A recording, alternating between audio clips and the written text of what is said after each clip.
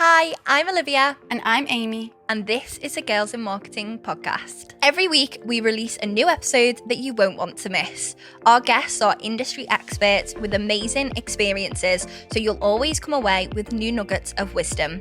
From educational and inspiring episodes covering the latest in digital marketing to casual and fun chats with the Girls in Marketing team, unpacking marketing myths and trends, we've got it all. Here at Girls in Marketing, we're all about empowering and supporting women to be the best marketers they can be through our online learning platform and community.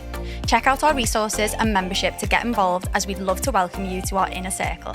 Right, let's dive into an episode together.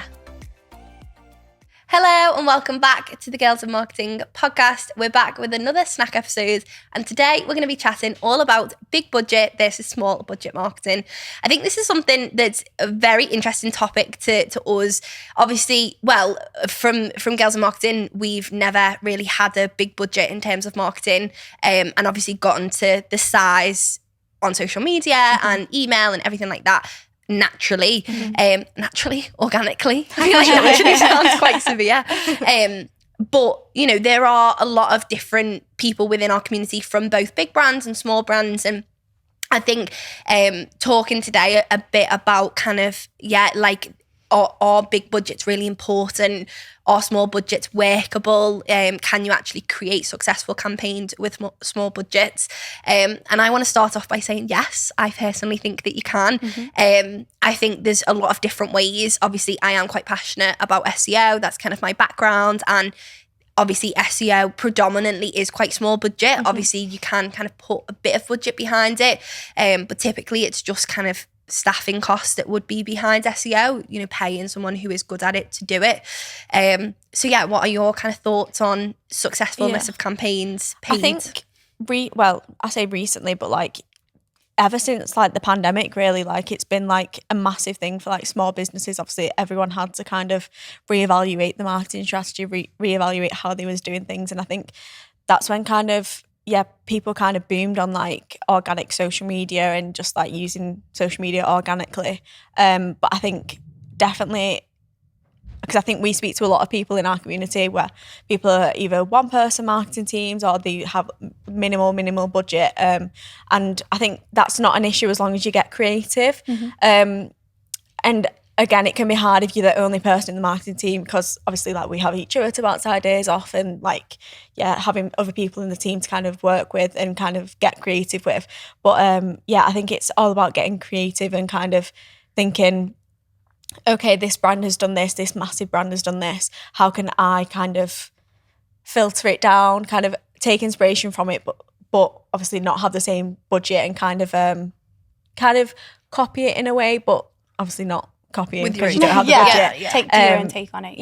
But I think it can be done with small businesses. It's just getting creative. Definitely. I think it's important to note that in this episode, but by no means saying that, you know, kind of if you have budget, it shouldn't be put towards marketing if you can, because obviously I think sometimes that can be an issue, that marketing teams can feel like, well, I know my company's got the money to do this, but they're not putting it towards marketing because they don't value marketing. And obviously if you have the budget and, you know, the ideas and stuff are there, then definitely, you know, it should be something that's invested in.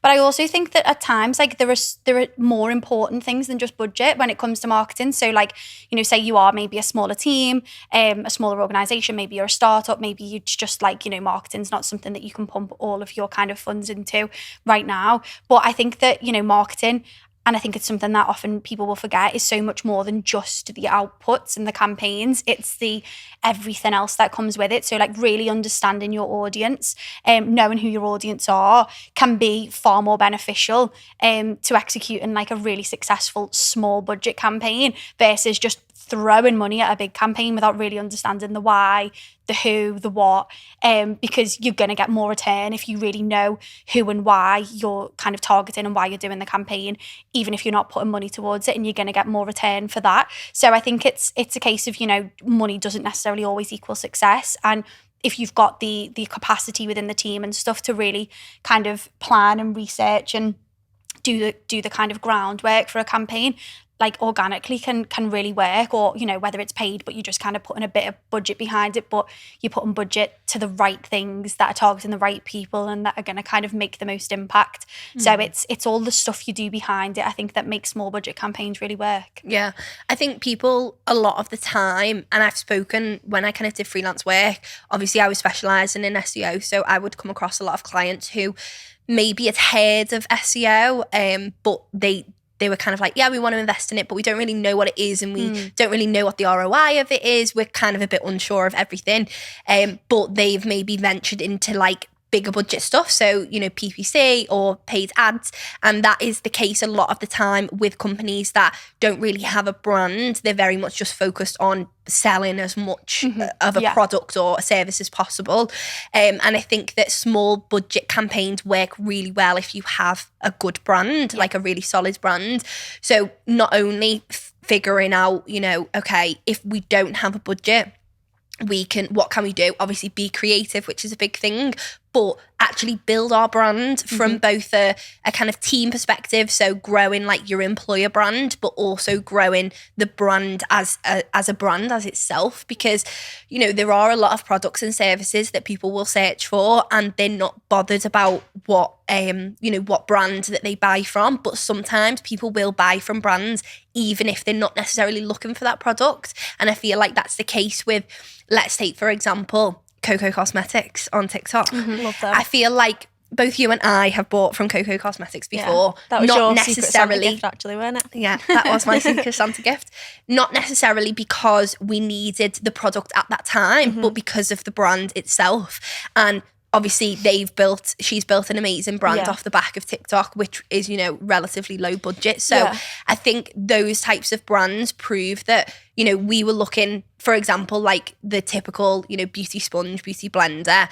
Beauty blender itself is a brand. They built that brand, but then Coco Cosmetics come along and they're kind of like creating this new sponge and it's a bit different. And it's kind of like, but you're buying from the brand, you're not buying for the product. So it's like, what can you do on a small budget to make your product stand out? And a lot of the time it's branding, I think. Yeah, and it's like, especially in that case study, it's kind of establishing kind of a FOMO kind of effect, isn't it? And yeah, making people feel like if they need this product, like if they don't have this product, they're missing out. Because I think that's what TikTok, especially like TikTok Shop and everything, is especially good for. Not good necessarily for my bank account, but good for creating that FOMO, and just allowing brands that opportunity to build a massive like brand presence on there. Because coming back to the TikTok brands, like Mallow's Beauty do that really well. Again, another huge brand on TikTok, but they kind of put the values at the heart of like everything. Like they're all about like positive body positivity, all about things like that. And their branding is so strong. And I think that really shines through in everything they do on TikTok, everything they do on like socials, everything they do marketing wise. I think that really shines through. And again, that's kind of a brand that might have a bigger budget now, but definitely didn't start off with a bigger budget, and it started off with that branding, like you say. Yeah. And I think going back to what you were saying before, Liv, about you know, kind of brands saying, well, we don't really know what to do with SEO, we're not really sure about how to approach it, so instead we're just going to kind of throw a load of budget at like paid stuff because we think that'll just work. If we put budget to it, it'll work for us. And I just think particularly with smaller businesses maybe who don't have the capacity to have specialisms within their team in every like individual area of marketing, maybe they've got kind of like generalist marketers, which obviously there's nothing wrong with that. But I think sometimes I would say if you have budget, like invest in your team's development, invest in training. You may find that you get so much of a better return in just investing in training your team in these particular areas of marketing versus throwing budget at, you know, a channel that you just don't have any understanding of really how to do well with that channel. You think that you're putting money towards it and it's going to pay off, and it just really might not. So sometimes it's like, rather than doing that first, take some of that budget and say, you know what, we're not going to put this at this particular channel straight away. We're not going to do PPC. We're not going to do paid social ads. We're not going to boost our Facebook posts. We're going to take some time. We're going to invest in our team and train them up, and then we're going to do stuff. And it might be that then you get so much more of kind of an impact through what you're doing. So it's about how you spend your marketing budget as well, I think. Yeah, no, definitely. And invest in Girls in Marketing membership. Yeah. I feel like that is a really good place to start though for a lot of people. Yeah. Obviously we've started doing in-person training as well, and from the people that have come to that in-person training, you can just see how excited people are to learn. And I think that it's so important, as you said, Amy, not just from a business perspective to invest in people, but from a budget perspective. You know, it's a lot cheaper to invest in your, let's just say, for example, your staff, one person to have like one membership, for example, or do one course or one day of training, than it is to say we're going to put £500 or £1,000 into paid ads, when you could do that, but if you got someone trained up first in a different area or even in paid ads, then the results are going to be so much better. It's going to be more successful. Absolutely. And I think that's the thing. And I think it's, like I said before, it's coming back to the knowing why you're doing it, how to do something well, who you're targeting. That is what makes marketing successful. Just throwing money at things without all of those fundamentals, it doesn't necessarily make a good campaign. There are so many ways to have really like impactful, you know, small budget campaigns. Like we've said, you know, there's so many organic channels that you can use, organic social, SEO, you know, building up your email marketing, you know, it's all really cost effective stuff to do. Yeah. Even if you wanted to kind of get into the influencer space, like you don't have to be kind of like, we need to be working with massive macro influencers. Work with small micro influencers in your niche, like, you know, kind of use the influence that they have and just make it really, really relevant. And if you do, it's not necessarily always going to be huge budget, but it's going to have impact. Yeah, and often like that, like working with micro influencers is often so much more cost effective in terms of engagement rates, in terms of like audience engagement, and reaching, obviously, like you say, more like niche audiences. Yeah, I think a huge thing right now, I don't know about you guys, but it's all over my like LinkedIn, like all over socials, is mock-up billboards. And like it's a bit controversial because obviously it's kind of mock-up billboards, digital, it's kind of bringing that out of house advertising to digital and kind of taking away from that industry almost. But I think it's a massive thing right now. And again, that's like obviously very much smaller budget compared to bigger budget, like mocking up billboards. And I think Serial did it recently, with I'm sure everyone listening will literally have seen it because it was massive, about like the famous names campaign, and like Michael Jordan tried our cereal or whatever, and it was like Michael Jordan from like Surrey or something. And it was a really good one. And then but I thought that was like actual billboards, but it actually wasn't. It was mock-up. So again, that just shows that like budget wasn't a massive thing there. It was kind of more that creativity and kind of integrating that. But saying that, obviously out of house billboards is still like a massive thing, and there's tons of like amazing campaigns. But and again, I think that just comes back to understanding your audience. And if you've got the budget, maybe, you know, out of home billboards are going to work for you better as a brand. Maybe you're big enough that you know that you're going to kind of reach enough people in a particular area, because it can still be. And then even if you do have a normal billboard like that, it can still be taken digitally, and then that's when it picks up the traction. Yeah, absolutely. But I think if you know that you don't have the budget to make it worth it, because if you think about it, that's Surreal brand, you know, they don't necessarily have like a geographical audience. And so if they were to like, okay, we're going to do out of home billboards, where are we going to have the most impact? Maybe they just kind of think, you know what, we just can't invest this money into out of home advertising because we'd have to go UK wide and it's just not feasible. So actually creating something that can go kind of viral on social media and on digital channels is going to be more impactful for us, and it's obviously worked really well for them. So yeah, again, it's understanding your consumers and what is actually going to have the most positive impact for you. Yeah, I think another brand who's done some really cool like small budget campaigns is Thursday, the dating app. Again, I feel like a lot of people listening may have heard of it, but essentially they did a variety of like different kind of stunts and stuff like that, where it'd be like you know, something like take me on a date on Thursday, and it's like holding a billboard up in like, I don't know, all these different places, and it was really cool, the stuff that they were doing. They also do like out of home stuff, so I know that they do a lot of like tube advertisements and on the underground in London and stuff like that. But what they've now started to do, which is equally just as interesting, is like partnership stuff. So they're now partnering with different brands to do exclusive kind of like events. So it's all about obviously dating, because that's what Thursday is about, but it's in collaboration with different brands. And it's really cool because I think it's benefiting both the brands, which partnerships is a really good kind of low budget thing that you can do. Essentially, Thursday are partnering up with these brands to bring, different types of events or different like cool things. And it's like they're obviously bringing brand awareness and people to their app and everything like that from both brands' perspective. Yeah, tapping into new audiences as well. Which is just really cool, especially if, let's say, for example, Thursday is saying, right, we really want to get into this certain demographic or this certain type of person we want to be on our app. They literally can find a brand who is doing it and tap into that. Which, I mean, another thing is the communities. A lot of brands are now tapping into communities, and that again is really good for like niche audiences and can be relatively low budget as well, depending on the size of the community and depending on kind of like what's happening with that. So I think it's just really interesting because the smaller budget stuff is actually doing really well. And, even if you take like Surreal, we all thought, well, I definitely thought that was a real billboard as well.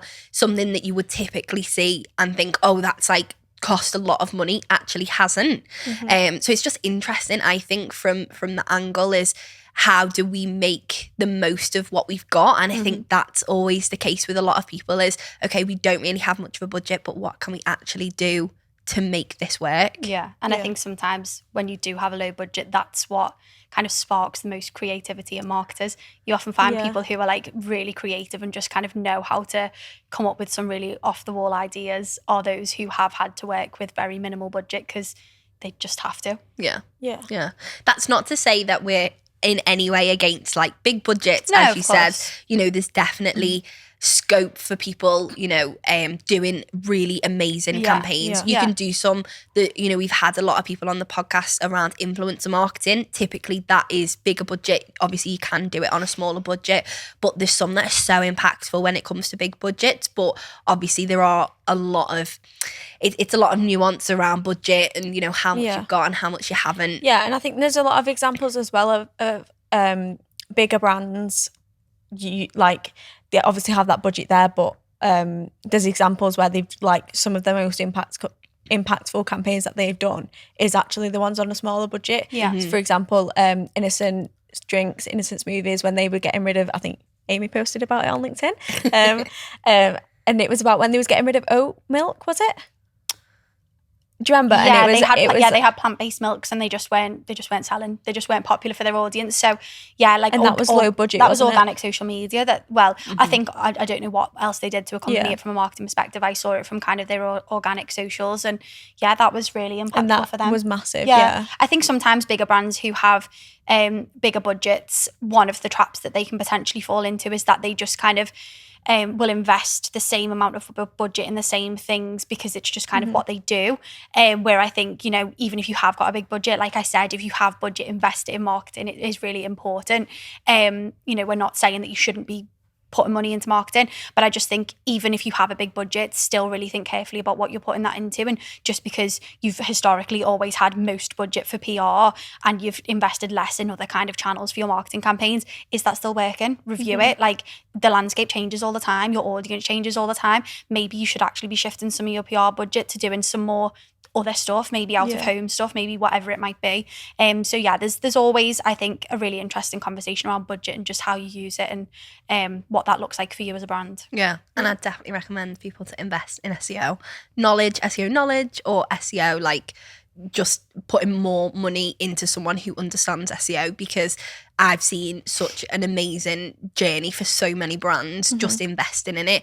And I think that people often just assume that SEO is just writing blogs and just posting them, or just creating some landing pages and posting them.